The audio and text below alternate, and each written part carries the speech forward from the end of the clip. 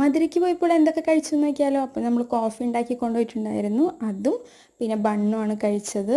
പിന്നെ അത് കഴിഞ്ഞിട്ട് നമ്മൾ തൊഴുതൊക്കെ കഴിഞ്ഞപ്പോൾ നല്ല ചൂടായിരുന്നു. ഫസ്റ്റ് തന്നെ മധുരൈ ജിഗർദാണ്ട് ടേസ്റ്റ് ചെയ്യാമെന്ന് ഓർത്ത് അതിനാണ് പോയത്. അവിടെ എല്ലാം മിക്ക ഷോപ്പിലും ഇത് എഴുതി വെച്ചിട്ടുണ്ട് കേട്ടോ. കുഴപ്പമില്ല, നമുക്കൊക്കെ ഇഷ്ടപ്പെടും, നല്ല ടേസ്റ്റ്. ആ ചൂടത്തത് കുടിക്കുമ്പോൾ ഭയങ്കര നല്ലൊരു ഫീലാണ്. പിന്നെ അത് കഴിഞ്ഞിട്ട് തെങ്ങിൻ്റെ പേര് എനിക്കറിയില്ല എന്താണെന്ന്, അതാണ് ടേസ്റ്റ് ചെയ്തത് കേട്ടോ. പക്ഷേ ഞങ്ങൾക്കൊന്നും ആർക്കും മൂന്നാൾക്കും അത് ഇഷ്ടപ്പെട്ടില്ല കേട്ടോ. അത് കഴിഞ്ഞിട്ട് നമ്മൾ പ്രേംവിലാസിലാണ് പോയത് ഹൽവ ടേസ്റ്റ് ചെയ്യാൻ. കൊള്ളായിരുന്നു കേട്ടോ, അടിപൊളിയായിരുന്നു. പിന്നെ വായിലിട്ട് കഴിഞ്ഞാൽ അങ്ങോട്ട് മെൽറ്റായിപ്പോൾ, നമ്മളതിൽ അലിഞ്ഞു പോകും, അത്ര അടിപൊളി സാധനമായിരുന്നു. അതവർ നല്ല ചൂടോടുകൂടിയാണ് കേട്ടോ തരുന്നത്. നമ്മൾ വീട്ടിലേക്ക് കൊണ്ടുവന്നായിരുന്നു, പക്ഷെ അത് അത്ര ഇതായിരുന്നില്ല, അത് ഇത്തിരി കട്ടി പോലെയായി. ഇത് പക്ഷേ വായിലിട്ട് അങ്ങോട്ട് മെൽറ്റാവും.